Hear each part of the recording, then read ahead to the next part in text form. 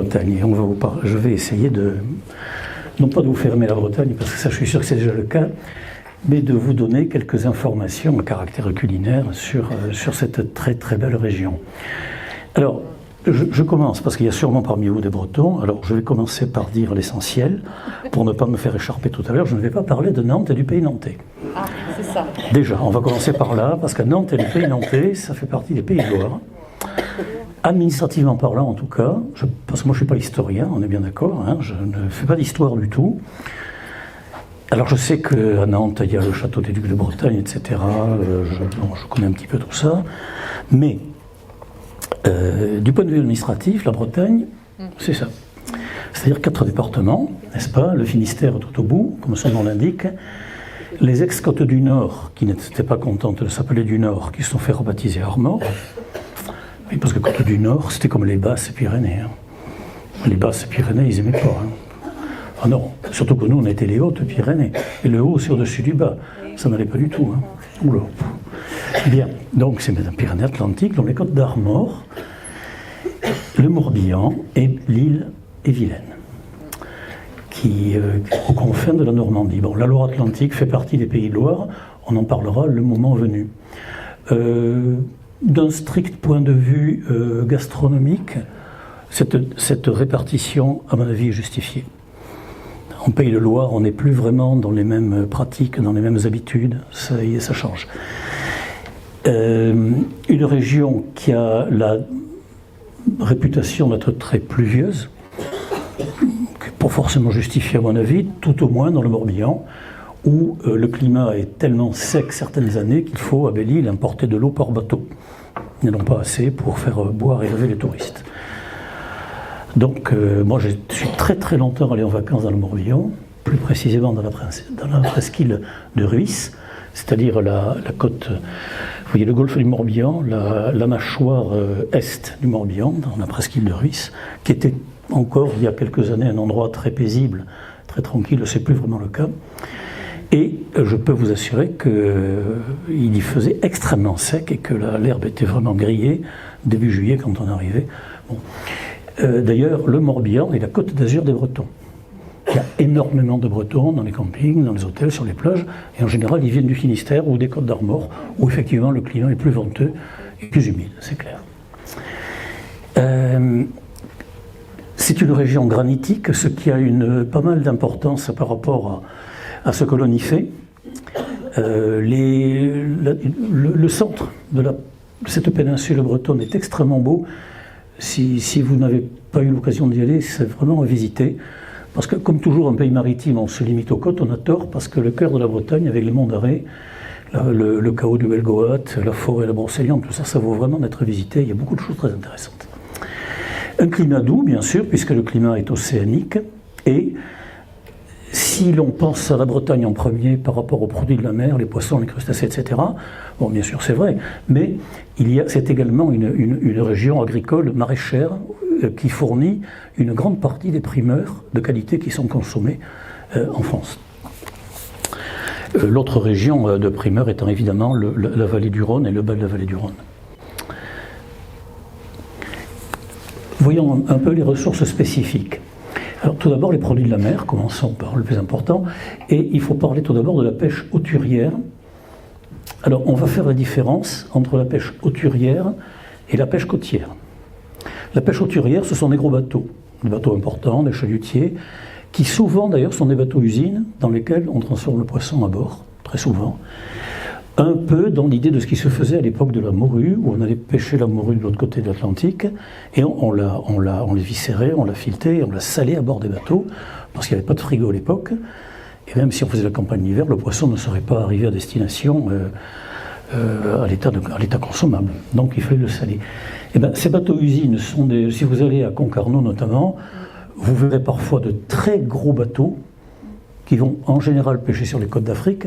Ils sont très peu souvent à Concarneau parce qu'ils ne reviennent que pour ce qu'ils appellent les radous, le carénage, l'entretien des machines, l'entretien des groupes frigos, etc. Et en général, ils restent sur les lieux de pêche. Sachant que quand il y a des bateaux moins gros qui viennent bord à bord pour prendre les produits fabriqués, et les ramener en France, et qui amènent ce qu'on appelle les marées. Alors les marées sont les équipages. Sur chaque bateau, il y a 2 marées, un équipage en général, un bleu et un rouge, comme dans la marine nationale d'ailleurs, et le bateau, lui, reste en place, il est ravitaillé, il est vidé, il est rempli, carburant, etc. Et on amène les hommes en avion jusqu'à Dakar, et puis après en hélicoptère jusqu'au bateau. C'est souvent comme ça que ça marche, et alors quand ils sont à bord, ils travaillent très très longtemps, beaucoup d'heures, et puis ensuite ils ont un temps de vacances important quand ils sont à terre. Et c'est une vie un peu particulière, mais qui est bien acceptée parce que ce sont des gens qui gagnent bien leur vie. Enfin, on fait un travail très dur, mais qui gagnent bien leur vie. Alors, Concarneau, Douarnenez, Lorient, c'est l'industrie de la conserverie. Beaucoup d'usines, alors les conserves, évidemment, maquereaux, sardines et thon. Ce sont les trois produits principaux qu'on met en conserve. Et cette pêche hauturière reste relativement importante. Relativement. Il n'en va pas de même de la pêche côtière, ce qu'on appelle les petits bateaux. Alors, les petits bateaux, ils sont qualifiés de petits pour 2 raisons. D'abord par leur taille. Ce sont des bateaux qui dépassent rarement les 10 mètres, 10-12 mètres. Des bateaux très trapus, vous en avez peut-être vu, bon là on en voit sur des bateaux très trapus, courts, avec des cales profondes, faits pour bien tenir la mer, mais en secouant beaucoup. J'ai une expérience, là. En secouant beaucoup le monde. Moi, j'ai fait une sortie au Guilvinec avec un patron pêcheur sur un bateau un peu plus petit que ça, par jour de beau temps. Je n'oublierai jamais. Ces gens-là gagnent bien leur vie, mais alors ils le méritent, incroyablement. Il faisait beau. Alors je me demande ce que ça peut donner quand le temps est moins clément, que la mer est dure. Bien.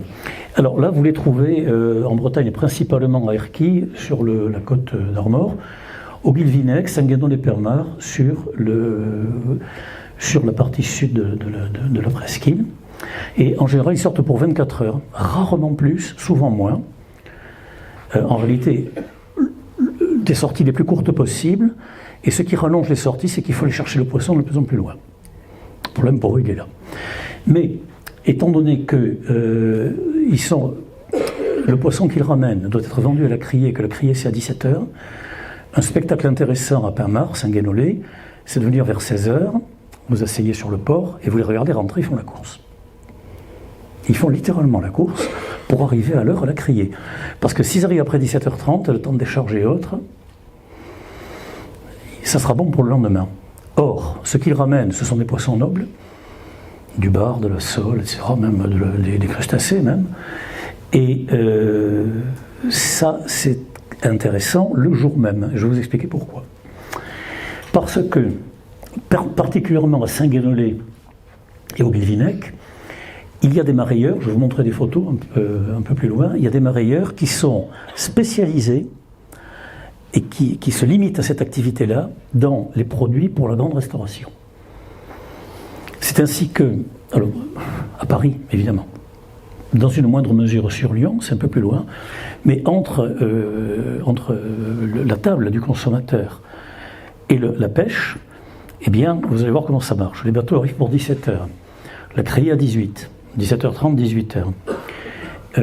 Il y a un circuit particulier pour ces produits-là, avec des marailleurs qui ne prennent que ça. Ils prennent uniquement la sole, le turbo, la barbue, la langouste fraîche comme il y en a eu dans les filets, ça arrive, des produits vraiment recherchés par la grande restauration, des produits très chers. Ils achètent en priorité, et des fois, presque, ce qui d'ailleurs n'est pas normal, presque hors criée. Ils ont des arrangements avec les pêcheurs. Donc, la criée a beau avoir lieu, elle est quasiment déjà, les jeux sont faits. C'est conditionné, je vous montrerai aussi une photo d'un atelier de mariage, c'est conditionné tout de suite. À 11h du soir, c'est dans les camions, ou dans des camionnettes. À 4h du matin, ça arrive à Paris, ça ne passe pas par un gis, et ça va directement dans les grands restaurants. Et vous pouvez manger le mardi matin, disons le mercredi à midi, des poissons qui ont été pêchés le mardi après-midi. Alors, si un jour, j'ai un souvenir particulier, bon, on va parler du merlan. Le merlan, c'est un bon poisson, mais ce n'est pas un poisson de luxe. C'est un poisson qu'on peut qualifier de moyenne gamme. Bien, on mange du merlan, le merlan, c'est bon, il faut le fileter, il y a un peu d'arête, on fait la chair. Bien. Et un jour, j'ai eu la chance d'être invité à l'hôtel Meurice. On parle d'il y a 25 ans, par un ami, et plat du jour, C'était un pavé de merlan, rôti, etc. Je dis, quand même. Bon, pour le plat du jour. Effectivement, c'était des merlans de très très forte taille, qui avaient été tronçonnés, un peu en biais, qui avaient été rôtis au beurre. J'ai rarement de ma vie mangé un poisson aussi bon. Ça m'a complètement fait changer la vie sur ce qu'était le merlan. Pourquoi? Parce qu'il avait été pêché la veille. C'est le secret numéro 1 pour le poisson, de toute façon. Il ne faut pas rêver. Le poisson, il est délicieux quand il sort de l'eau. Puis plus le temps passe. Nous avions racheté un jour sur le quai, frauduleusement, un colin de 3 kilos à l'époque. Bon, il y avait 5 enfants à table, 5 ados, enfants à table, donc il en fallait quoi. Un colin de 3 kilos. Un lieu noir, excusez-moi, un lieu noir de 3 kilos. Le lieu noir, c'est pareil, c'est pas le firmament de la gastronomie. On a rarement mangé quelque chose d'aussi bon. Juste poché comme ça, dans un courbouillon au vinaigre. Il sortait de l'eau. Alors, cette filière ultra courte, eh bien, elle n'existe pas que là. Vous connaissez sans doute le poissonnier de Saint-Jean-de-Luz qui est au marché le jeudi. Il n'était pas là jeudi dernier. Je veux dire pourquoi il n'était pas là. Enfin, moi je le connais assez bien, on parle pas mal tous les deux. Et il n'est pas venu parce que les cours du poisson sont tels aujourd'hui qu'il ne peut plus y toucher. Il m'a dit le turbo est à 70 € à la criée. Je lui ai dit, attends, ça se vend à ce prix-là? Il dit oui. Oui, ça se vend. Aucun problème, c'est son prix. Alors il dit, moi je vais faire une pause, je vais mettre le personnel en vacances, on va attendre un peu. En plus de la tempête qui était prévue sur le golfe de Gascogne, donc personne ne sort, les prix du poisson s'envolent. Autrement, à Saint-Jean-de-Luz, il y a une criée qui fonctionne pas mal, qui est assez sympa. Je vais vous parler des crustacés également, parce que c'est un produit qui reste typiquement breton. La conchiliculture, bon, l'élevage, élevage des coquillages, c'est important en Bretagne, vous le savez. Alors on va parler des huîtres. Les huîtres les plus réputées et les plus coûteuses sont les plates, qu'on appelle les belons. Pourquoi belons? Parce que les parcs à huîtres sont dans l'estuaire de la rivière de Belon, tout simplement. Les huîtres plates, ce sont les plus appréciées, en tous les cas les plus chères. Après, c'est une affaire de goût. Moi, personnellement, j'aime mieux les huîtres de pleine mer, mais bon, chacun fait comme il veut. Et puis, bien sûr, des huîtres creuses en pagaille, en sachant que pour faire une huître de qualité, la condition essentielle, c'est d'avoir une eau très renouvelée, la plus pure possible, la moins polluée possible. Donc, quand vous avez des marées importantes, eh bien, l'eau est brassée et les polluants éventuels sont dilués, et c'est là que nous en sommes. Les mytiliculteurs de l'étang de Thau, les ostréiculteurs de l'étang de Thau ont dû arrêter leur production il n'y a pas très longtemps. Il y avait des bactéries dans les huîtres. Bon, quand on sait comment est fait l'étang de Thau, on n'est pas très très surpris non plus. Il n'y a pas de marée, ça ne circule pas, etc. Alors les moules de la baie du Mont-Saint-Michel, elles bénéficient maintenant d'une appellation d'origine protégée, ex-AOC, AOP au niveau européen. Et vous avez alors elles sont cultivées sur pieux, c'est-à-dire sur bouchot. Les bouchots sont des pieux, quand vous avez des moules de bouchot. Il y a deux façons de cultiver la moule. On peut la mettre dans des sacs entourés en spirale sur des pieux. On peut également la cultiver sur des cordes, comme on fait en Méditerranée. Voilà, elle s'accroche à des cordes qui flottent dans l'eau, enfin qui trempent dans l'eau. Voilà. Et donc, dans la baie du Mont-Saint-Michel, il y a une très importante production de moules. Alors, elles sont vraiment, vraiment délicieuses. Vraiment. Et je ne peux pas m'empêcher de penser que dans la baie du Mont-Saint-Michel, vous avez les marées les plus importantes de la planète. En deuxième lieu, c'est le golfe du Saint-Laurent, mais vous avez un marnage de 15 mètres. C'est-à-dire entre la marée la plus basse et la marée la plus haute, il y a 15 mètres. Si vous allez à Saint-Malo ou à Dinard, vous regardez les quais, comprenez tout de suite. Parce que c'est un cul-de-sac, en quelque sorte. Et donc, ce marnage est très important, entraîne un renouvellement de l'eau très important. C'est peut-être une des raisons, parce que, autrement, la variété de moules, c'est la même que celle qu'on cultive ailleurs. Enfin, encore une particularité bretonne, les coquilles Saint-Jacques, qui sont pêchées dans la baie d'Erquy et dans la baie de Saint-Brieuc, donc sur les côtes d'Armor. C'est le principal lieu de production de coquilles Saint-Jacques en France. Après, c'est la baie de Seine, côté de Fécamp, par là. Mais celles-là sont, à mon avis, meilleures. La coquille Saint-Jacques, c'est également un produit qui va se raréfiant et la pêche est très réglementée. Alors, quelques photos. Vous avez là un bateau qui a perdu la course, en haut à gauche. La photo a été prise à Saint-Guénolé, alors elle n'est pas récente, c'est une photo qui a au moins 30 ans ou 35 ans, peu importe. Et donc celui-là, vous voyez, il va aborder, il a sorti ses bouées sur le côté, là, je ne sais plus quoi, c'est parabattage, ils appellent ça, je crois. Il va aborder.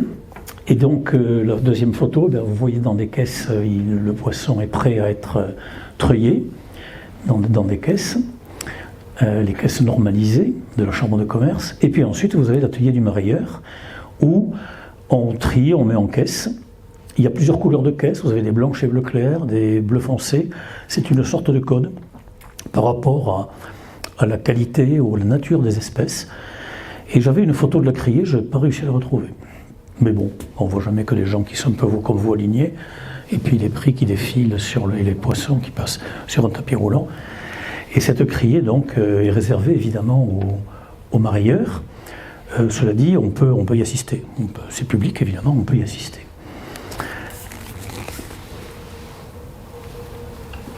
Alors, maintenant, nous sommes à Rungis. Alors, au marché d'intérêt national de Rungis, qui, comme vous le savez, en début 69, a remplacé les halles centrales de Paris. Alors, le pavillon de la Marée, sur la photo, on n'en voit pas le bout, c'est normal, il fait environ 300 mètres de long. Et là, vous avez, tout le monde vient s'approvisionner. Enfin, tout le monde. Oui, quasiment tout le monde, les restaurateurs viennent. Et il y a, en fonction des commerçants, différentes qualités. C'est-à-dire qu'il y a ceux qui vont servir le top, le haut de gamme, le plus frais, le meilleur, le plus cher.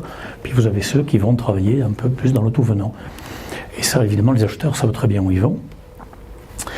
Et si un jour vous avez envie, vous pouvez y aller. Simplement, il faut payer 17 € de péage à l'entrée, par voiture. Alors autant y être 5 dans la voiture, on partage comme ça.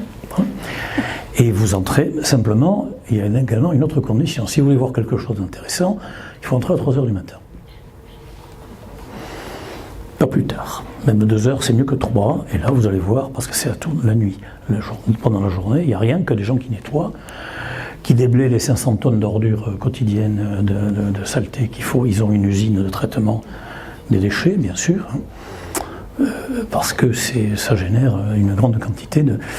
Et vous avez à l'heure actuelle 2 pavillons de volaille, 3 pavillons de viande, dont 2 réservés à la viande de porc, un pavillon de la Marée, mais qui fait, je crois, 250 mètres de long. C'est vraiment très très impressionnant.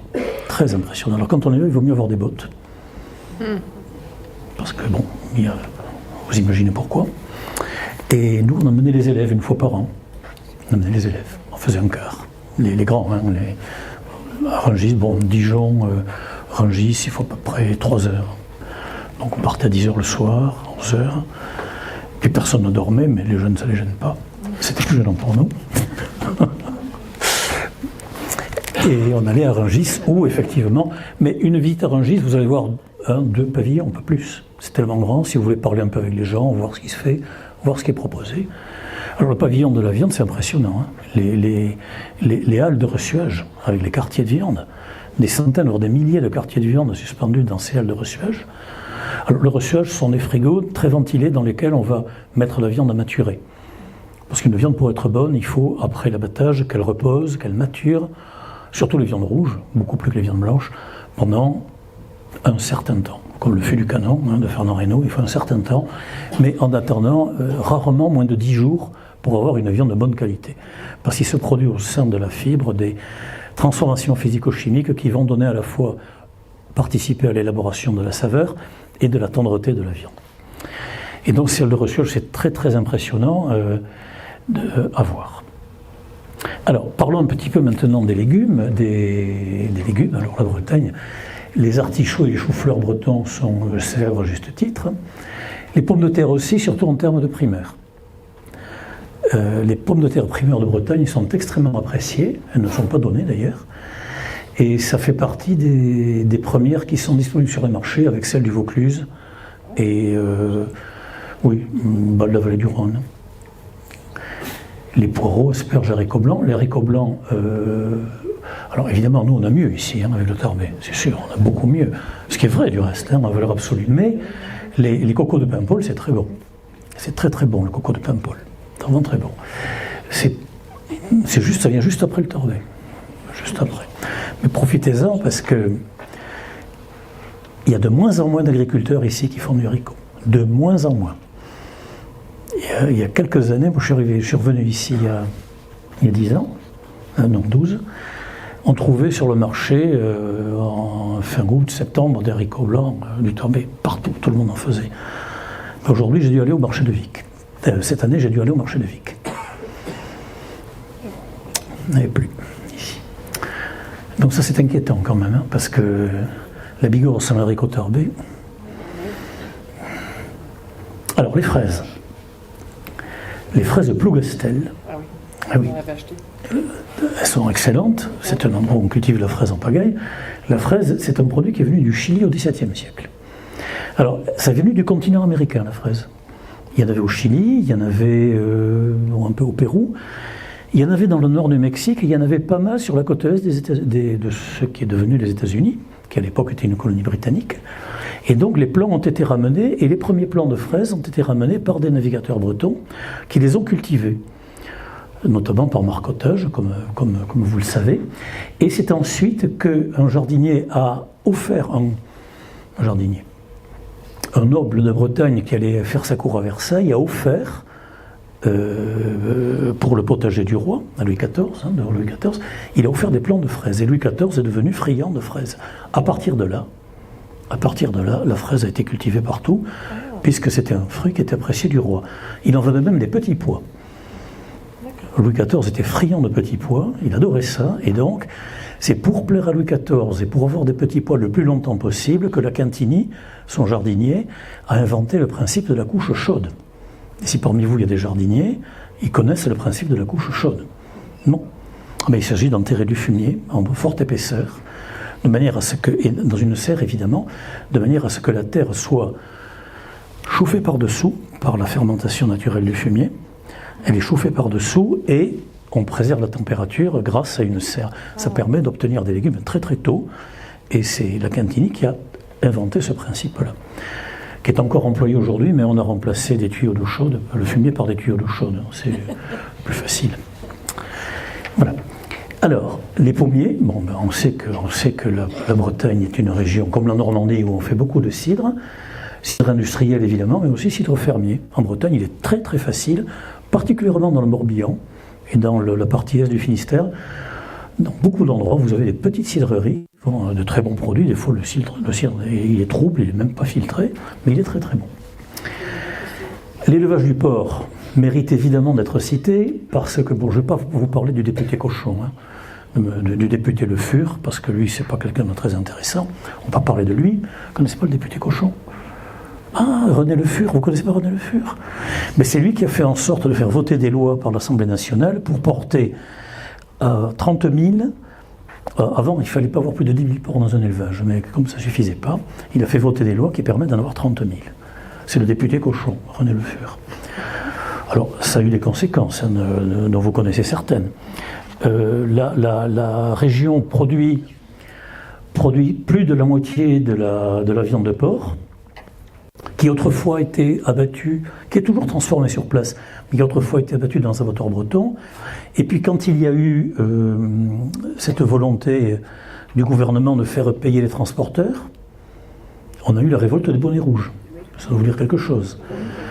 Et les bonnets rouges, donc, alors les bonnets rouges, c'était, disons-le franchement, des gens qui étaient manipulés. C'était des gens qui voyaient guère plus loin que le bout du nez. Donc ils ont manifesté, ils ont bloqué les routes, ils ont fait brûler des pneus, enfin bon, vous en souvenez sûrement. Donc du coup, on a dit, ah ben non, plus de taxes, plus rien du tout. Ce qui a fait que ça a permis d'aller faire battre la viande en Pologne. Donc on amène les porcs en Pologne, en Tchécoslovaquie, ils sont rabattus, puis ensuite on les ramène et on transforme. Mais les abattoirs bretons, eh ben, il n'en reste que 2. Donc les gens ont perdu leur travail. Chercher l'erreur. L'élevage intensif du porc, ben, il y a des conséquences qui sont quand même assez catastrophiques. Quand on vous parle des algues vertes, c'est pas une vue de l'esprit. Les algues vertes, c'était principalement la pointe de la Bretagne, notamment Douarnenez. À Douarnenez, il y a 2 campings qui étaient sur la baie qui ont dû fermer. Parce que la plage est devenue totalement inaccessible. Il y a une telle épaisseur d'algues vertes que les chiens meurent, et même des chevaux des fois. Parce que ça dégage de l'hydrogène sulfuré, je ne sais pas quoi, enfin bon. Alors nous, on ne crève pas parce que comme le gaz est plus lourd que l'air, on a le nez au-dessus, enfin ça pue. Et la dernière fois que je suis allé en Bretagne, donc à Sarzeau, eh bien, on n'avait jamais vu d'algues vertes à Sarzeau.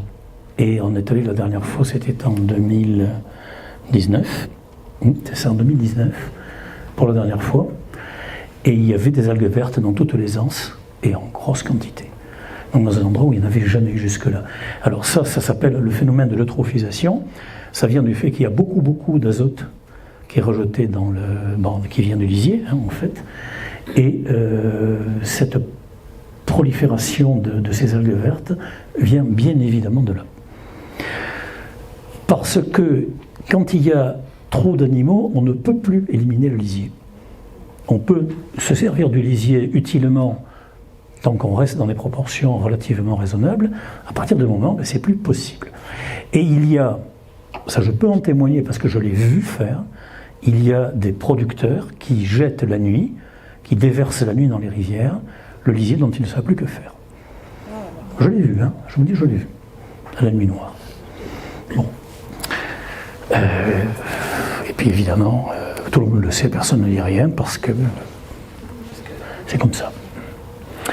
Les produits de la région. Alors les produits de la mer, une sole à gauche, une belle sole blonde, un bar et un Saint-Pierre. Au passage, vous savez sûrement pourquoi le Saint-Pierre a une tache noire. Et pourquoi il s'appelle... Je ne sais pas s'il s'appelle Saint-Pierre parce qu'il a une tache noire ou s'il a une tache noire parce qu'il s'appelle Saint-Pierre. Vous savez, on ne sait pas. C'est parce que quand Pierre, l'apôtre, qui était pêcheur Pierre, il a ramené des poissons, le Seigneur a touché, notre Seigneur Jésus-Christ a touché le poisson du doigt. Ça fait une tache noire. Voilà. Pas moi qui l'ai inventé. Hein. Je vous le donne comme on me l'a dit. Alors, des poissons de pêche hauturière. Alors, hauturière, c'est des poissons que l'on va chercher plus loin, avec des campagnes de pêche qui durent beaucoup plus longtemps, dont sardines et maquereaux, qui se prêtent très bien à la conserve, poissons gras, qui se prêtent très bien à la conserve. Le reste, c'est plutôt des poissons fins de restauration, de gastronomie. Les coquillages, évidemment, nous en avons parlé. Les crustacés, je vais redire un mot sur les crustacés parce que c'est véritablement le seul endroit qui produit des crustacés en France, il n'y en a pas d'autres. Hein. Crabes, araignées de mer, homards et langoustes. Alors, le crustacé, tous ces crustacés-là, crabes, araignées de mer, homards et langoustines ne sont jamais l'objet d'un élevage. C'est toujours des produits sauvages que l'on capte et que souvent on va pouvoir conserver, je vous montrerai comment. Crevettes, pareil, les étrilles, ces petits crabes qui n'ont aucun intérêt pour être mangés, mais qui font de très bonnes soupes, ou des bases de sauce américaine. Et puis un mot sur les algues, hein, le salicorne, vous avez peut-être déjà eu l'occasion d'en cueillir. C'est très bon, hein, vous le mettez vous les bouillantez, vous le mettez en bocaux, ça se garde très bien, c'est vraiment très bon. Et le goémon, alors le goémon, vous dire, est-ce qu'on le mange? Ben oui. Aujourd'hui, on se sert des algues comme on le faisait autrefois, notamment pour cuire des poissons à l'étouffée. On ne le mange pas tel quel, hein. Encore les algues se consomment aujourd'hui, mais pas forcément le goémon, mais on l'utilise quand même en cuisine, surtout en Bretagne. Alors, un mot sur la pêche langoustière audierne. Langoustier, toujours. Et les bateaux sont équipés pour pêcher la langouste. Alors, comment pêche-t-on la langouste? Avec des casiers, essentiellement, hein, comme les homards. On met une charogne, le mieux c'est une tête de mouton pourrie. Il n'y a rien qui marche aussi bien que ça. Tête de mouton qu'on partage en deux, on laisse ça au soleil un petit moment, tant que ça commence à fermenter. Puis on met ça dans des casiers. Bon, l'idée c'est que ça sente très mauvais, quoi. Puisque les crustacés sont des charognards, en fait. Et donc, dans ces nasses, ce sont des nasses, hein, ces casiers, avec un entonnoir, le homard et la langouste rentrent dedans, après ils ne peuvent plus sortir, parce qu'ils s'empêtrent, ils peuvent rentrer, ça fait comme un entonnoir, oui, c'est ça. Et on attrape ces animaux vivants. Et alors ensuite, on les ramène, et on peut soit les vendre tout de suite, parce que ça a quand même la peau dure, ça reste vivant hors de l'eau pendant un certain temps, surtout au frais, ou alors, vous avez des grands viviers d'Audierne. C'est une carte postale des débuts des années 60. Ces grands viviers d'Audierne existent toujours, ça se visite. Vous avez en bas à droite, vous voyez la dimension des cuves. Là, les cuves ont été vidées parce qu'ils sont en bas à droite. Hein, là. En bas à droite de la carte postale et en bas à droite, les gens qui travaillent. Vous voyez le bout de l'escalier, on a vidé et on ramasse les langoustes qu'on met en caisse. Alors, on les met en caisse, on le fait encore aujourd'hui avec de la chiffonnade de bois. C'est-à-dire des lamelles de bois très fines qui ont été imprégnées d'eau de mer et qui sont tassées dans des caisses en bois. On met les langoustes dedans, bien repliées, ou les homards, et on tasse, on ferme, on clôt. Et on expédie. Alors, une anecdote. Mes grands-parents, vous le savez, étaient hôteliers à Cap-Verne. Ils avaient des pensionnaires, et parmi les spécificités de la maison, pour fidéliser la clientèle, pour faire plaisir aux clients, etc., se démarquer de la concurrence, on servait de la langouste fraîche tous les dimanches. Ça s'est arrêté en 1975. Parce qu'on ne pouvait plus. Je vais expliquer pourquoi, vous vous en doutez d'ailleurs. Et donc on servait de langouste fraîche. Et quand j'étais gamin, le vendredi vers 17h, mon grand-père me disait « Allez viens, on va chercher, on va à la gare ». Alors on prenait la 404, on montait à la gare, qui était évidemment sur le plateau, hein, la station est dans le creux, et on attendait le train. Le train de Bordeaux.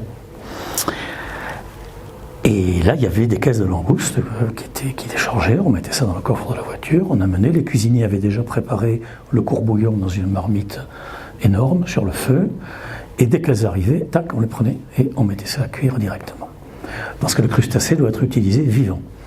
La langouste et le homard doivent être, s'ils sont morts, il faut les jeter.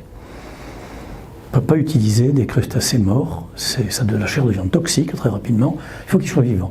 Donc on vérifiait que les bêtes étaient vivantes, il y en a des fois, mais c'était exceptionnel qu'il y en ait une qui soit morte.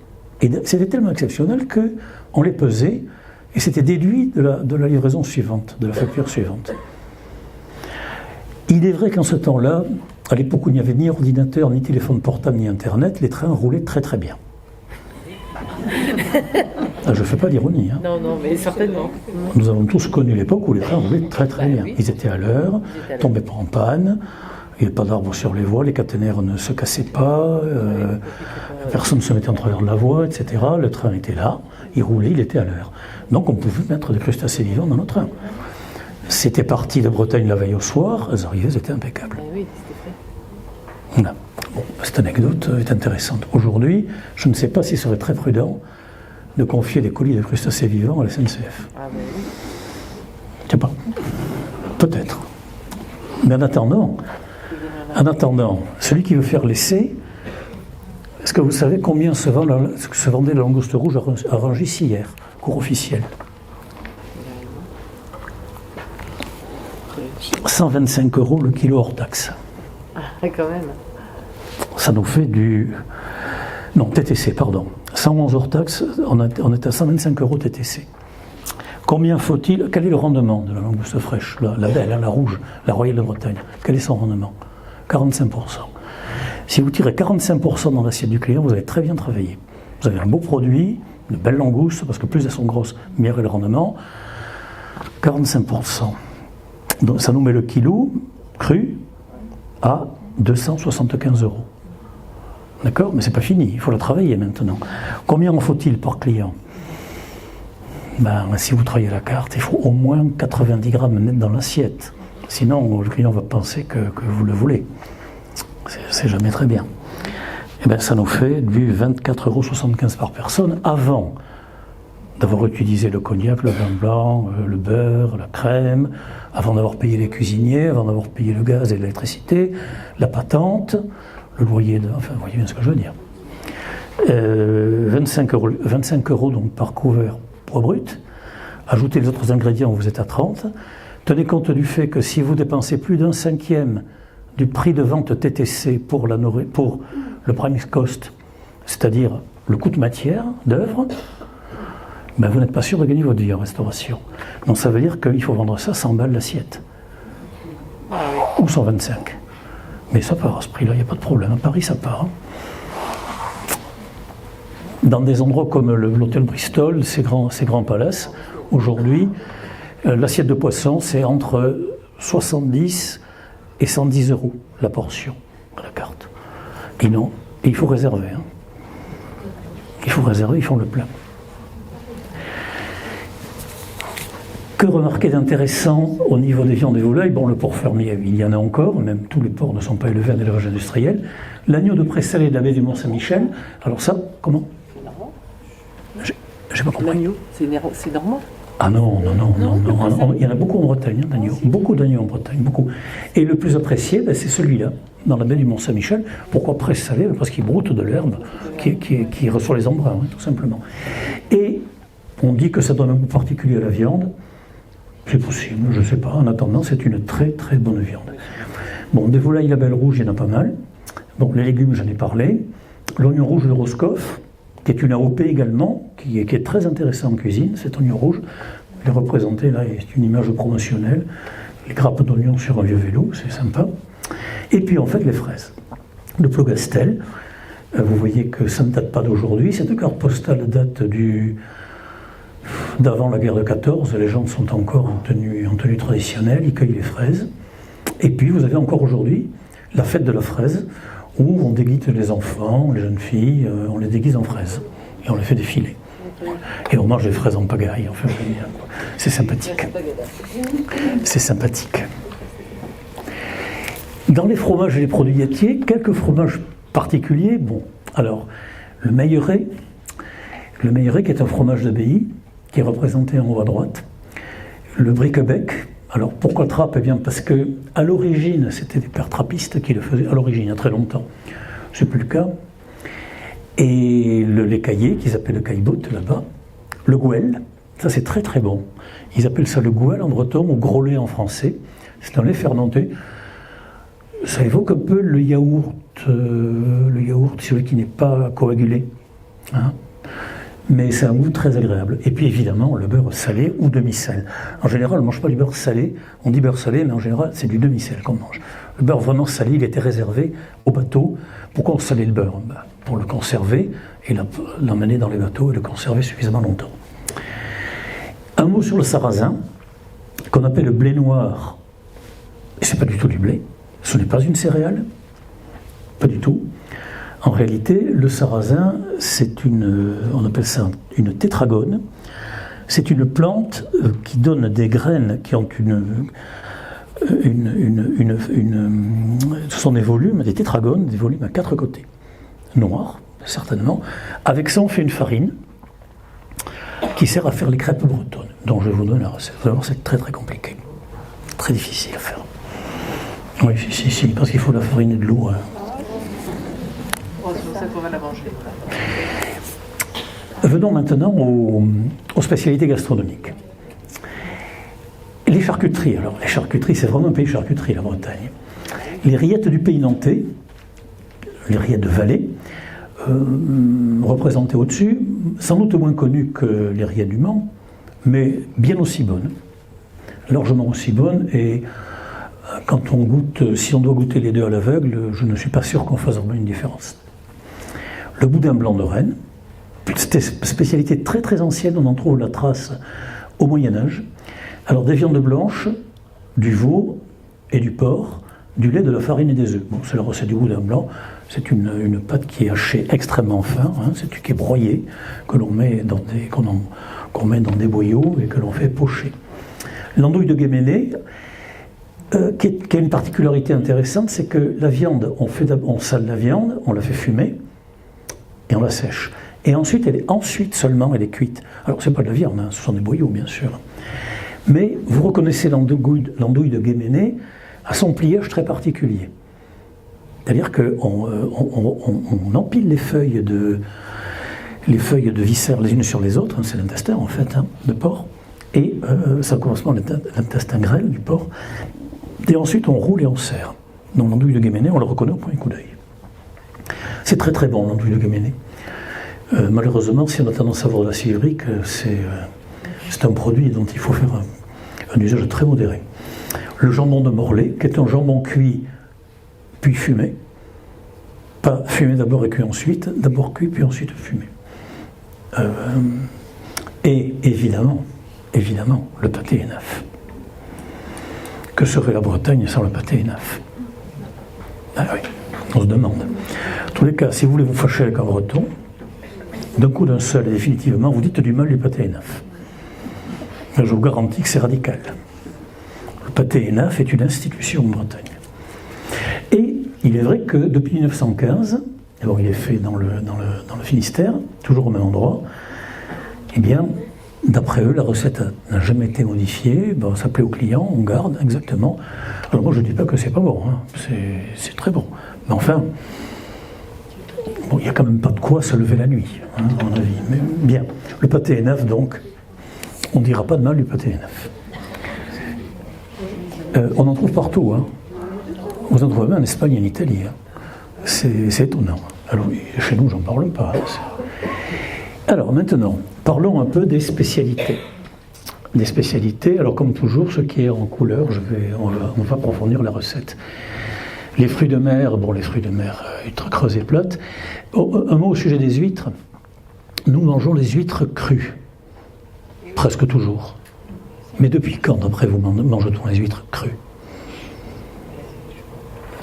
Mais pas depuis très très longtemps.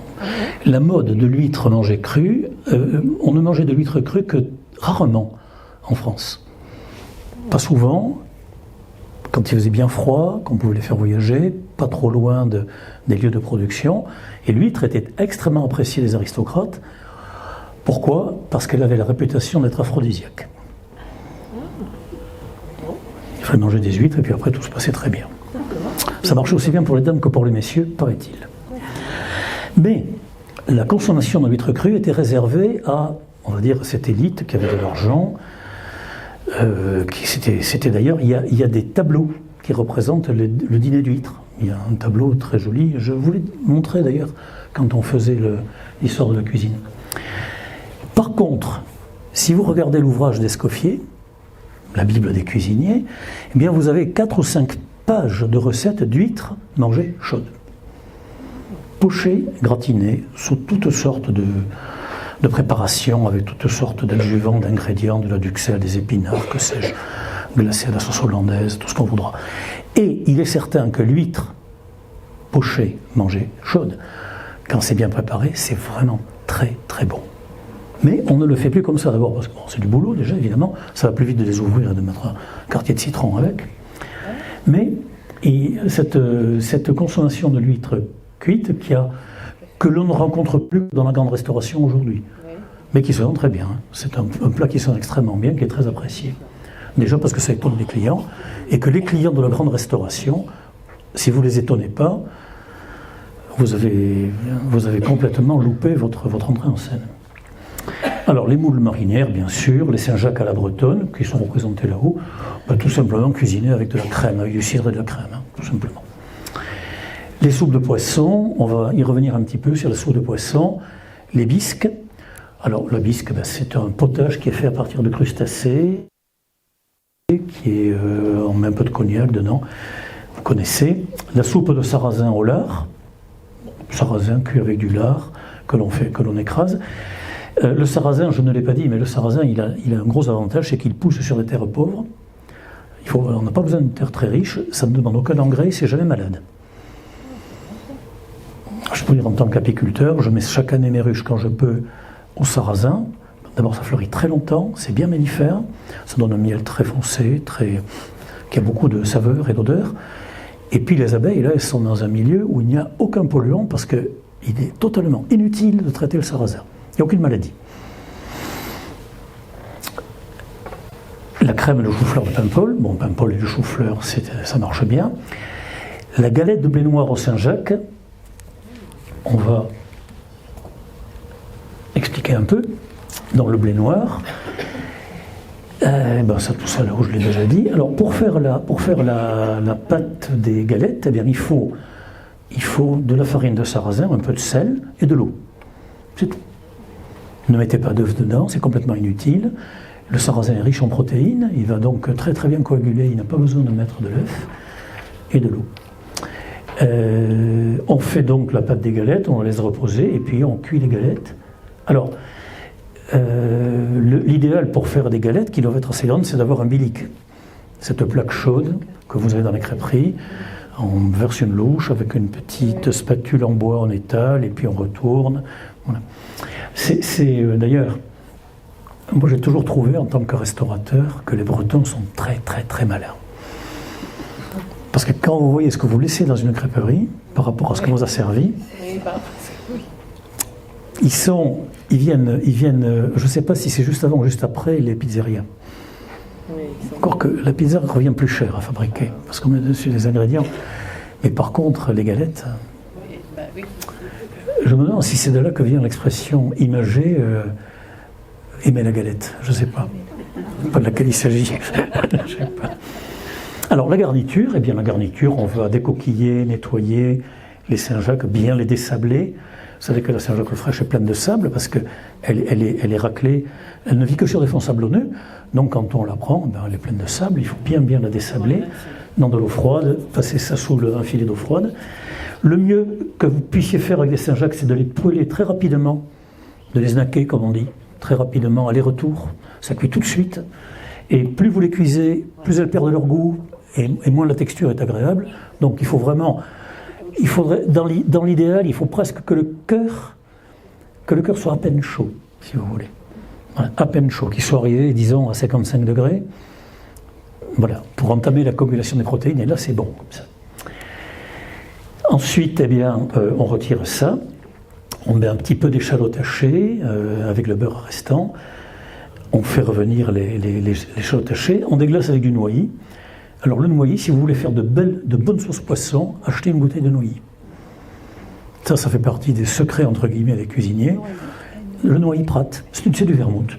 C'est un vermouth que le martini blanc marche aussi, mais c'est beaucoup moins fin et moins bon que le noilly. Le noilly est très supérieur. Et on en fait grand usage dans les sauces poisson en cuisine. Des fois, on le met même à cru à la fin. Ça, on le fait parfois. On réduit, on ajoute la crème fraîche, une ébullition, et c'est terminé. Voilà, il n'y a rien d'autre à faire. Ça se suffit à soi-même. Et on met ça dans la galette, évidemment. Alors, si on ne le met pas dans la galette, on le met dans des cassolettes, on le met dans les coquilles, on fait comme on veut. Vous pouvez dissocier les deux, mais ça donne une recette qui est relativement sympathique. Alors, dans les plats principaux, la côtrillade, sur laquelle on va revenir, qui est la soupe de poisson bretonne, la côtrillade, qui est assez particulière. Ça, on va dire ça la bouillabaisse des Bretons, mais moi j'aime pas trop dire ça parce qu'en fait, c'est vraiment un plat local, un plat traditionnel, très ancien. On en trouve des traces dans des livres de cuisine qui sont du début du XVIIe siècle. Et c'est une recette vraiment éminemment régionale. La godaille, bon, on en parle un peu, mais que c'était quoi la godaille ? Eh bien, la godaille, c'était la part de pêche des marins-pêcheurs, ce qu'on n'avait pas pu vendre. Ce qui n'avait pas été vendu, on le partageait entre les marins-pêcheurs. Alors, ce n'est pas forcément les meilleurs poissons, mais évidemment, il ne s'agissait pas on ne pouvait rien jeter. Et donc, c'était des poissons un peu abîmés, les poissons les moins faciles à vendre, vous voyez, les moins appréciés, peu coûtés. Et avec ça, on faisait la godaille. Alors, ça se fait encore, du côté de l'Orient, dans les restaurants, mais on a quand même bien amélioré la recette, parce que la recette traditionnelle de la godaille, c'est du vite fait. La morue pimpolaise, je vais vous donner la recette également, ça c'est assez intéressant. Alors à Paimpol, eh bien, il y avait des gens qui allaient à la morue sur les grands bancs de Terre-Neuve, à Paimpol, Saint-Malo, Paimpol, il y avait des morutiers. Donc on ramenait beaucoup de morue par Paimpol, et on va trouver dans la cuisine locale, on va trouver cette trace d'utilisation. Le gigot d'agneau à la bretonne, c'est un plat traditionnel de la cuisine française, c'est un gigot d'agneau rôti que l'on sert avec des haricots bretons. La potée. Alors, la potée, je ne vais pas y revenir, on en a parlé quand on était en Auvergne, mais elle a une particularité, c'est que c'est de l'épaule d'agneau et du canard, et des saucisses. Alors ça, c'est une association quand même relativement originale, on va dire. De la saucisse, qu'on met à la fin, bien sûr, ça cuit vite, du canard et de l'épaule d'agneau. Avec tout ça et des légumes, évidemment, on fait une potée. J'en ai jamais mangé. Il paraît que c'est bon. Alors la casse rennoise, ou rennaise, pardon, la casse rennaise. Alors c'est la tête de cochon, des couennes, de la fraise, autrement dit, c'est l'intestin, et des pieds de veau, cuits avec du lard dans un bouillon bien relevé. Et on en mange à Rennes, dans les restaurants, ils en font, c'est une spécialité. Alors pour qui aime les abats, c'est sûrement très très bon.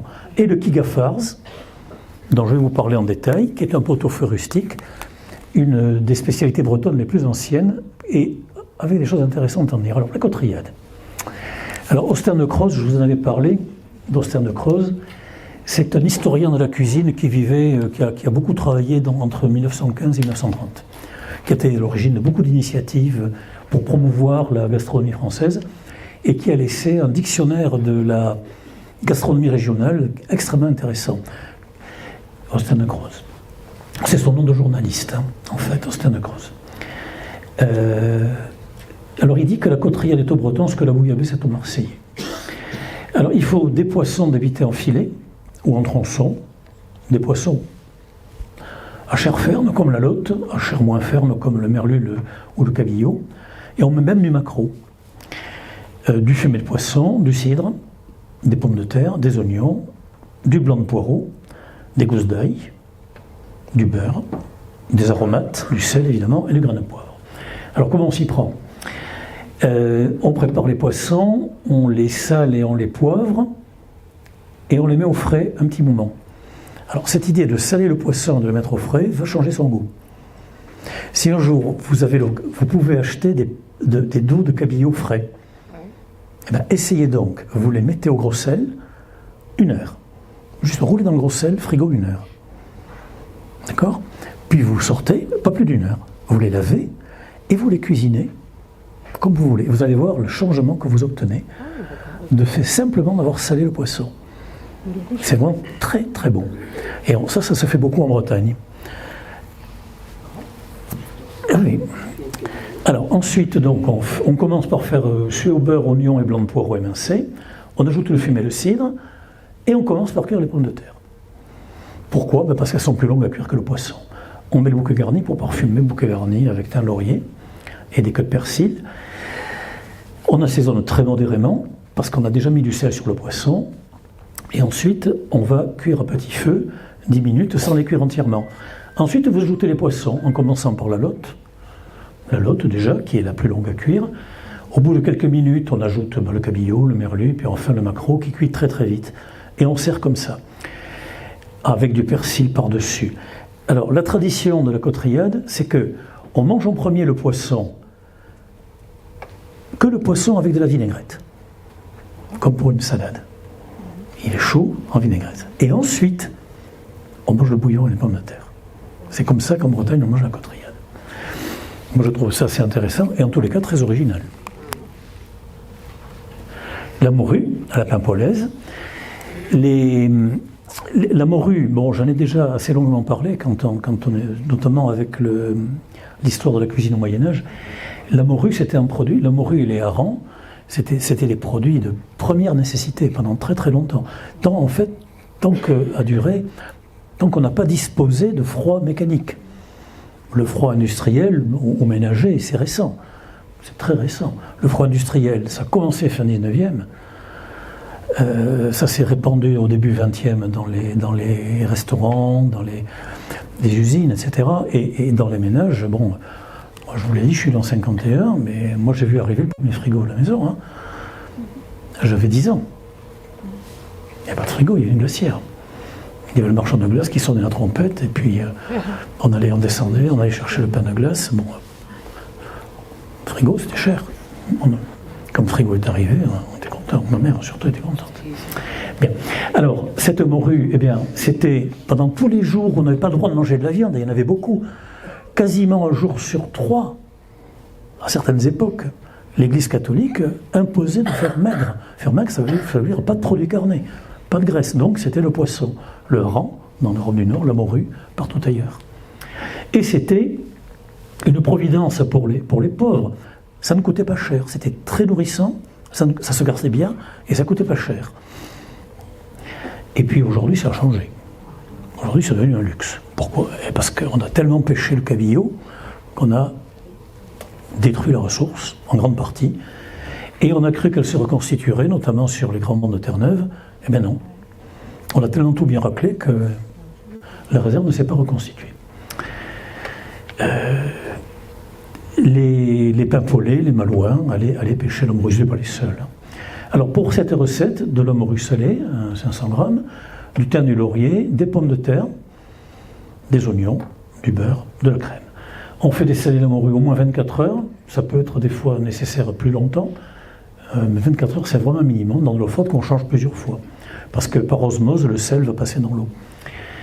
On la poche quelques minutes dans de l'eau évidemment non salée, avec du thym, du laurier, un peu de poivre, des grains de poivre un petit peu écrasés. On égoutte, on laisse tiédir, et avant que ce soit froid, on va les feuiller. Parce que quand elle est froide, vous ne pourrez plus le faire. Vous enlevez la peau, vous enlevez les arêtes, vous savez, la chair fait des grosses billes, hein, c'est très joli.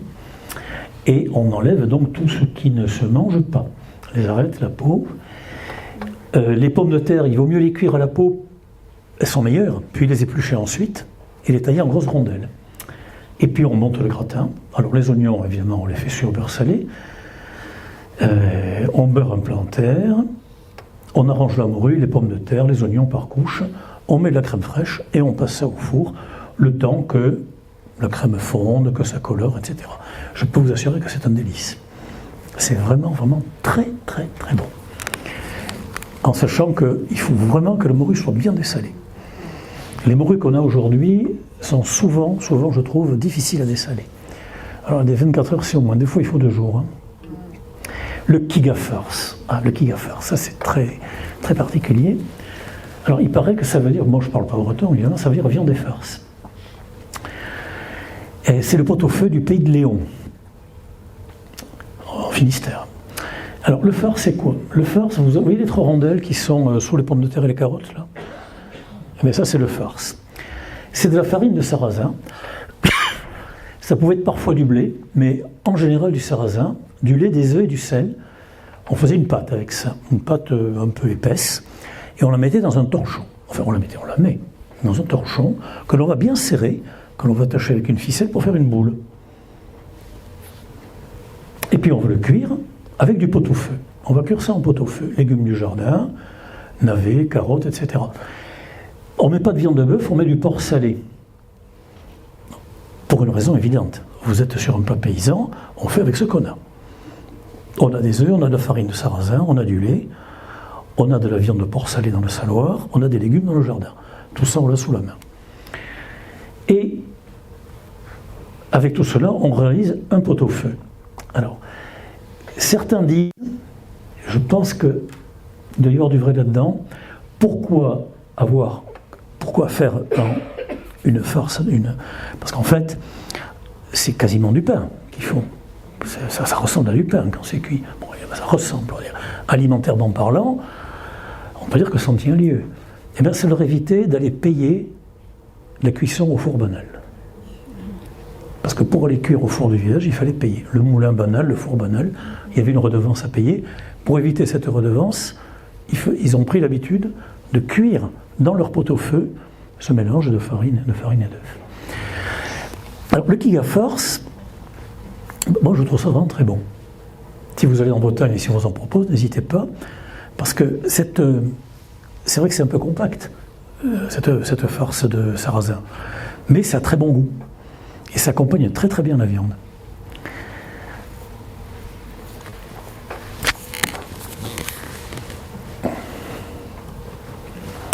Alors les desserts maintenant, on va parler du phare, du Queen. Alors un mot évidemment sur les gavottes de Bretagne. Les gavottes qui se commercialisent dans toute la France, ce sont des crêpes dentelles qui sont cuites très croustillantes, et à ce titre elles sont emballées, doublement emballées dans déjà un emballage qui les met à la brillaire, et ensuite dans des boîtes en fer qui sont faits avec des pommes hachées et que l'on mélange à de la pâte à beignet, pommes hachées, macérées au rhum, et qui sont cuites en mélange avec de la pâte à beignet, à la poêle, au beurre. C'est une recette traditionnelle. Moi, j'en ai jamais fait, mais enfin, il paraît que c'est bon. Et on va donc dire un mot sur le phare. Alors, le phare, on va trouver dans beaucoup d'endroits, on va le trouver sous l'appellation de clafoutis. C'est un peu différent comme recette, mais c'est la même idée. C'est-à-dire que dans un moule, on va faire un mélange avec des œufs, du lait, parfois on met de la crème ou pas, des œufs, du lait, du sucre, et on va cuire ça dans un moule beurré, avec des cerises, avec des pommes, avec tous les fruits qu'on veut, en fait. Mais en Bretagne, ils le font très bien. Alors ils le font très bien, peut-être grâce au beurre salé, qui donne une note de saveur un peu particulière. Alors pour faire un bon phare, il vous faut de la farine, 250 grammes, de la vanille, 4 œufs, 1 litre de lait. Ça, c'est une bonne proportion parce que le fort, ça peut être ou pas assez pris ou trop compact. Auquel cas, c'est pas bien. Du lait entier, hein, c'est important. Ne faites pas la pâtisserie avec du lait demi-écrémé, ça vaut rien. Il faut faire avec du lait entier. De préférence du lait cru, si vous en trouvez, c'est encore mieux. 100 grammes de beurre, on ne regrette pas le beurre. Hein. Il ne faut pas regretter le beurre, on est en Bretagne. Des pruneaux ou des pommes en quartier que l'on va faire cuire un petit peu à la poêle avant. Si vous mettez de la pomme dans une pâte, que ce soit une tarte alsacienne ou un fort breton, si vous mettez de la pomme crue, elle va jeter de l'eau dans la pâte en cuisant, inévitablement. Donc pour éviter cela, eh bien, vos quartiers de pommes, vous les faites colorer légèrement sur les deux faces avec un petit peu de beurre à la poêle avant. Et vous les utilisez comme ça, c'est meilleur. Et ça ne jette pas d'eau. Après, bon, les pruneaux, il faut les tremper dans du thé, paraît-il. Moi, j'ai jamais vu la différence entre tremper dans du thé ou dans de l'eau. Je ne sais pas si quelqu'un au monde peut faire la différence, mais on dit qu'il faut les tremper dans le thé. Pourquoi pas? On les fait tremper pour les réhydrater. On beurre bien un moule au Valentin. On fait fondre doucement le beurre et on mélange les œufs, le sucre, le beurre fondu. On mélange bien, on ajoute la farine petit à petit pour ne pas faire de grumeaux, on lisse au fouet, on chauffe le lait. Il est meilleur de travailler au lait chaud qu'au lait froid. On a un meilleur résultat de cuisson, on lisse la pâte, on met du rhum si on aime ça, ou n'en met pas si on l'aime pas. Mais les Bretons aiment bien le rhum. Et ensuite, on met les pruneaux, les pommes au four, on met la pâte, et puis on fait cuire à four de haut 45 minutes. Et idéalement, ça se mange tiède. C'est meilleur. Et c'est vrai que le phare breton tiède, dans Saint-Malo intramuros, en novembre, quand il fait froid, qu'il y a du vent, qu'il pleut, que la mer est en tempête, avec un bol de cidre, je vous assure que c'est pas mal. Et le Queen Amman.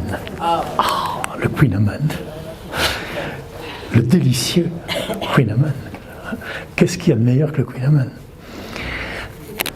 Alors ça aussi c'est vraiment emblématique. Queen Amman, paraît-il, ça veut dire en breton miche beurre. Alors queen, ça veut dire miche, ça veut dire pain aussi. Savez-vous d'où vient le mot baragouiné? Quand on dit de quelqu'un qui parle. Les Bretons qui arrivaient à Paris et qui ne parlaient pas le français, au XIXe siècle, ils entraient dans les bars et ils demandaient du bara et du gouine. Bara c'est le vin, gouine c'est le pain. Bara et gouine. Ils voulaient du pain et du vin. Ils aimaient beaucoup le vin, parce qu'ils n'avaient pas en Bretagne, donc ils voulaient boire du vin, et puis ils voulaient du pain. Bara gouine. Et c'est de là qu'est venu le mot baragouiner. Qu'est-ce qu'il baragouine? Alors vous trouverez ça dans Claude Duneton, La puce à l'oreille. Vous savez, Claude Duneton, ce philologue là, qui a fait une étude très très très intéressante sur boire à tirer l'haricot, baragouiner, enfin bon, toutes ces expressions, on se demande des fois d'où elles viennent, et lui, il vous donne les origines attestées ou supposées. C'est un livre vraiment très intéressant. Alors voilà, donc, là on baragouine pas, on fait du Queen Amman, et ça, c'est typiquement Douarnenez. Il est clair que ça a apparu à Douarnenez, il n'y a pas si longtemps que ça, environ 100 ans. Ce serait l'invention d'un boulanger qui, paraît-il, avait trop de pâte à pain. Ce qui m'étonne, moi. Boulanger qui fait trop de pâte à pain. Et donc, il a utilisé sa pâte à pain pour faire comme du feuilletage. Parce qu'en fait, c'est quoi? C'est une pâte à pain, le Queen Amman, dans laquelle que l'on va feuilleter avec du beurre. On va donner des tours comme on fait le feuilletage. On va replier, étaler, replier, en sucrant en même temps. Et ça ne peut pas être d'invention très ancienne, parce que pour le faire, il faut vraiment du sucre en poudre. On ne peut pas faire autrement. On met le sucre en poudre, on replie, on remet le sucre en poudre. Le sucre en poudre, il apparaît en France clairement à la fin du 19e, pas avant. Avant, on a du sucre en pain qu'il faut casser, plus ou moins tamiser. C'est le sucre en poudre. Donc. Alors, comment s'y prend-on? Eh bien, il vous faut déjà faire un levain, avec un peu de farine, 150 grammes, du lait entier, toujours entier, j'insiste, et de la levure fraîche que vous faites dissoudre doucement dans le lait tiède, surtout pas chaud parce que vous allez tuer la levure, il faut que le lait soit juste tiède. Et quand on détrempe donc la farine avec ça, et on a une pâte très molle, extrêmement molle, quand on met dans un petit saladier, vous la laissez doubler, tripler, tranquillement. Cette pâte ensuite, vous allez la pétrir avec 400 g de farine, du sel, de l'eau froide, que vous devrez doser pour que votre pâton soit relativement corsé. Il ne faut pas ni que ça soit trop dur, parce qu'on aura beaucoup de mal à l'étaler, ni que ça soit trop mou, parce qu'on pourra peut-être l'étaler, mais alors après pour le replier, ça risque d'être compliqué. Donc là, c'est le seul endroit où il y a une petite difficulté par rapport à la technique. Enfin, c'est quand même pas insurmontable. Et on va laisser lever tranquillement, comme une pâte à pain. En fait, bon, il s'agit d'une pâte à pain hein, pour l'essentiel, sauf qu'on a mis du lait. On va laisser lever 3 heures. Alors, 3 heures à température ambiante. Vous savez, une pâte levée, c'est très variable, le temps nécessaire. Hein. Tout dépend essentiellement de la météo. Un jour d'été orageux, ça va à une vitesse. Les boulangers vous disent on n'a pas le temps d'en épicer. Bon. Et puis un jour d'hiver, quand le temps est très sec et très froid, bien que dans la maison il ne fasse pas froid, ben la levure, on dirait qu'elle sait quel temps il faut dehors parce qu'elle est très paresseuse. Et là, c'est très long. Alors, 3 heures à peu près, quoi. Ce qui est certain, c'est que vous aurez un meilleur résultat en faisant ça la veille et en le mettant dans votre frigo pendant toute la nuit. Parce que là, vous avez l'hygrométrie et la température régulée, et ça va lever tranquillement, et en plus de ça, ça sera très facile à travailler à la sortie du frigo, comme la brioche. Moi, personnellement, c'est comme ça que je fais. J'en fais assez souvent, parce que mon épouse est très friande de Kouign-Amann. Et moi aussi. Et en plus, ce n'est pas classé dans les choses qui font grossir. Bizarrement. Ah, c'est pas classé, j'ai dit. Il y a un classement. Il y a ce qui fait grossir, il y a ce qui fait... Ça, on a le droit. Alors, ne nous privons pas. Bien, ceci fait, on rompt la pâte, c'est-à-dire qu'on va chasser le gaz carbonique, on va la raplatir en quelque sorte. On l'étale au rouleau, de préférence en essayant de faire un rectangle, hein, c'est mieux. Et on va ajouter le beurre, qu'on a légèrement ramolli au rouleau, et on va donner 3 fois 2 tours simples. Alors, c'est quoi donner un tour? C'est replier en 3. Vous étalez, vous mettez le beurre au milieu, vous emballez votre beurre, vous étalez. Donc vous avez du beurre emprisonné dans 2 couches de pâte. Il ne faut pas que le beurre soit trop dur, il faut l'avoir ramolli un peu au rouleau, il faut que le beurre et la pâte soient à peu près à la même consistance. Sinon, ils ne vont pas accepter de s'étaler ensemble. Vous repliez en 3, comme on replierait un torchon en 3, et vous étalez de nouveau. Vous avez donné un tour. On appelle ça un tour. Vous recommencez un deuxième tour, vous laissez reposer 10 minutes, parce que la pâte est devenue élastique. Vous recommencez au bout de 10 minutes, un quart d'heure, et vous avez donné 6 tours en tout. Ça marche avec 5 aussi, mais bon. Ensuite, on partage le pâton en 4, on enroule comme ça, on met dans un moule creux bien beurré. Il faut que ça soit bien beurré, et on peut même sucrer un peu le fond du moule pour que ça caramélise en cuisson. Un moule à génoise, vous voyez, ce qu'on appelle un moule à manquer, un moule à génoise. Ça peut cuire dans des moules en terre aussi, mais enfin. Et ensuite, on cuit à four assez chaud, 10 minutes, et puis ensuite, un peu moins longtemps, et on démoule tiède. Voilà une bonne recette de Kouign-Amann qui vient tout droit d'un pâtissier breton. Honnêtement, c'est quand même, quand on n'est pas habitué à faire la cuisine et la pâtisserie, vous risquez d'avoir des échecs la première fois. Bon, là on est quand même, bon, c'est pas des choses compliquées, mais c'est un peu comme conduire les poids lourds. Si on n'a pas appris, on n'est pas capable. Après, quand on a appris, c'est pas spécialement difficile. Voyez-vous, il faut apprendre. Alors, le cidre. Les boissons, maintenant, finissons avec les boissons. Évidemment, le cidre, pourquoi le cidre en Bretagne? Parce qu'il y a des pommiers, il n'y a pas de vigne. Il n'y a pas de vigne. On va reparler de la vigne. Parce que pourquoi n'y aurait-il pas de vigne en Bretagne? Parce qu'il pleut trop? Très bonne raison. La vigne n'aime pas l'eau. Mais on a dit que dans le Morbihan, les étés sont très secs. Et on sait On sait que dans la presqu'île de Saint-Gilles-de-Lazarus, à l'époque médiévale, il y avait un très beau vignoble, autour de l'abbaye, bien évidemment. On va en reparler. Le cidre est donc un pays de cidre, comme la Normandie. Et de plus, c'est vrai que la région est restée enclavée pendant très très longtemps. Le désenclavement de la Bretagne, par le rail et par la route, c'est relativement récent. Les routes à 4 voies en Bretagne, les autoroutes gratuites en Bretagne, ça date de quand? Ben, ça date de la fin des années 60. Moi, je me souviens d'être allé faire du tourisme alors que j'étais gamin, j'avais une dizaine d'années, donc tout début des années 60, avec mes parents en Bretagne. Fin juillet, on n'avait pas besoin de réserver où que ce soit. Vous pouviez vous poser dans n'importe quel hôtel, il y avait de la place. Ça fait rêver. Aujourd'hui, il faut passer le temps à réserver avec le portable, etc. C'est devenu abominable. Mais non, on pouvait aller le nez au vent.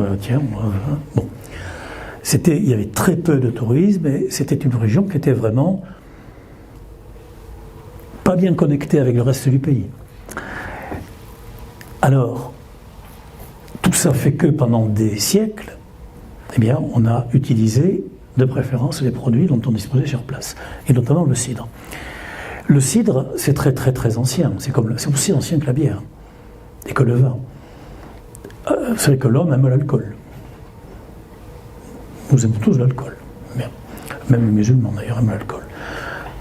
Sauf qu'eux, ils n'ont pas le droit. Et oui, ils n'ont pas le droit, les pauvres. Et donc, depuis toujours, les boissons fermentées ont eu la faveur des gens. On a toujours essayé de faire fermenter. Et on sait très bien qu'on faisait de la bière en Égypte, il y a 5000 ans. Ben oui, on faisait de la bière.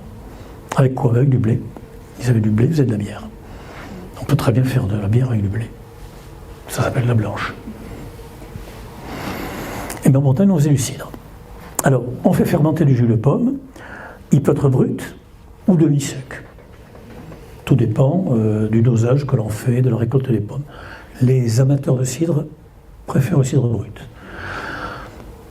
Question de goût. Et il y a une AOP. AOP, vous savez que l'AOP a remplacé l'AOC. Avant, on était en appellation d'origine contrôlée, tant que ça restait franco-français. Et avec les règlements européens, on est passé à l'appellation d'origine protégée. Le sigle a un petit peu changé, mais ça reste la même idée. Il s'agit, vous connaissez le principe de cette chose-là, il s'agit de protéger, oui le terme est bien choisi, de protéger les produits des contrefaçons. Voilà, un produit AOP, en principe, il a été fait d'une certaine manière avec certains produits récoltés dans une certaine aire géographique, délimitée. Et a priori, ça fait l'objet de contrôle. A priori.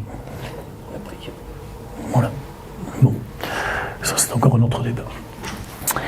Alors, l'AOP cidre de Cornouailles, c'est autour de Quimper. Le chouchen. Le chouchen, c'est plus intéressant dans la mesure où c'est vraiment très particulier. Alors, le chouchen, c'est un vin de miel. Comme l'hydromel. C'est un vin de miel, le chouchen. Il faut du miel, il faut de l'eau, il faut des levures. Quand on fait de l'hydromel, on prend du miel, on le dissout, pour régler la quantité de sucre par litre d'eau de manière assez précise. Je ne sais pas vous dire à combien, je n'ai jamais fait. On met des levures dedans et ça fermente et on obtient de l'hydromel. Ça aussi, c'est vieux comme le monde. Sauf que la base de fermentation, c'est du jus de pomme. Alors on fait du chouchen aujourd'hui pratiquement sans jus de pomme, mais ce n'est pas livré. Alors avant de vous en parler, j'ai bien regardé, et le chouchen, c'est effectivement un hydromel qui est réalisé non pas avec miel et eau, mais miel et jus de pomme. Ça, c'est le vrai chouchen. C'est vraiment très très très très bon. Je ne sais pas si vous en avez déjà bu, c'est délicieux le chouchen. Le jus de pomme frais, bien sûr.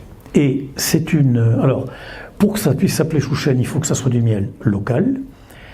Il y a beaucoup d'apiculteurs en Bretagne, ça ne pose pas de problème. Et le titre alcoolique est autour de 15 degrés. La fermentation doit être déclenchée naturellement, sans levure, grâce aux levures naturelles qui sont sur la peau des fruits. C'est quand même un produit très particulier. Alors le chouchen, il a de nouveaux comment dirais-je, Il y a eu une époque où on n'en faisait presque plus parce que c'est pas très facile. Et puis de nouveau, c'est revenu à la mode et on en trouve maintenant du très bon, assez facilement. C'est pas donné. C'est pas donné du tout, mais c'est vraiment un très très très bon produit. Alors, est-ce qu'il y a du vin en Bretagne maintenant? En dehors du pays nantais, mais le pays nantais, on en parlera plus tard. Alors, est-ce qu'on fait du vin en Bretagne? Alors, je ne vous parle pas des gens qui ont une petite vigne dans le jardin, plus ou moins grande, qui bricolent, etc. Il y en a pas mal. L'enquête faite, on se rend compte qu'il y en a pas mal. Mais je vous parle du vin que l'on commercialise sous son appellation locale. Eh bien, là, il n'y en a qu'un pour l'instant, et pas depuis longtemps. Seulement depuis 2023. Le vignoble a été replanté au début des années 2000. Il a fallu une vingtaine d'années avant d'arriver à récolter de quoi faire une cuvée qui soit bonne et commercialisable. Et c'est sur la commune de Sarzeau, Saint-Gildas-de-Rhuys, c'est juste à côté. En fait, une partie du vignoble est sur Sarzeau, l'autre est sur Saint-Gildas. Là, on est bien, vous avez la photo en bas, on est bien sur là, vous avez le golfe du Morbihan à gauche, l'océan à droite, et on ne voit pas l'entrée du golfe, qui est, je pense que le photographe, dans son avion, il était au-dessus de l'entrée du golfe. Et là, vous avez la commune de Saint-Gildas. Dans la petite pointe que l'on voit en haut de l'image, une petite pointe comme ça, triangulaire, eh bien, vous avez le village de Saint-Gildas-de-Rhuys, où il y a une très très belle abbaye romane du XIIe siècle, qui mérite d'être visitée. Enfin, il reste d'église abbatiale. Et tout autour, eh bien, il y a des jeunes viticulteurs qui se sont lancés, il y a une vingtaine d'années, pour restaurer ce vignoble qui était attesté, qui était connu à l'époque. Ce vignoble, les moines faisaient du très bon vin, ils le vendaient, bon, pour eux, ils le faisaient, puis ils vendaient le surplus de fabrication. En effet, ils ont 3 cépages, Chardonnay, Cabernet Franc et Chenin. Le Cabernet Franc et le Chenin sont très adaptés au climat breton, le Chardonnay un peu moins, mais ils en mettent quand même, parce que ça équilibre bien leur vendange. Et c'est un vin qui est très bon. Alors, ils font essentiellement du blanc. Il y a un peu de rouge. Le rouge, à mon avis, est moyen, le blanc est très bon. Et ils ont été soutenus, ce sont 2 jeunes qui font ça, ils ont été, enfin jeunes, plus jeunes que nous, quoi. Ils ont été soutenus très fortement par la région Bretagne et par les municipalités de Saint-Gildas et de Sarzeau. C'était un gros investissement au départ, il fallait tout reprendre à zéro. Il fallait reprendre la terre, vous savez que la vigne, quand vous mettez un pied de vigne, il faut 15 ans avant d'avoir une production, 15 ans, 20 ans. Mais la preuve est faite que dans cet endroit-là, où les étés sont chauds et secs, on peut faire du vin. On en faisait autrefois, on en refait aujourd'hui. Il y a donc du vin en Bretagne. Est-ce une bonne nouvelle? Sûrement. Et je crois bien que j'ai fini.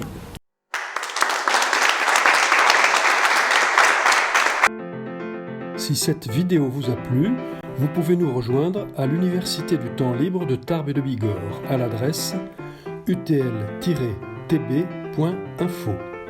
Vous pouvez aussi nous encourager en cliquant sur le pouce vers le haut. Les commentaires sont également les bienvenus. Et n'oubliez pas, si ce n'est déjà fait, de vous abonner. Merci et à bientôt.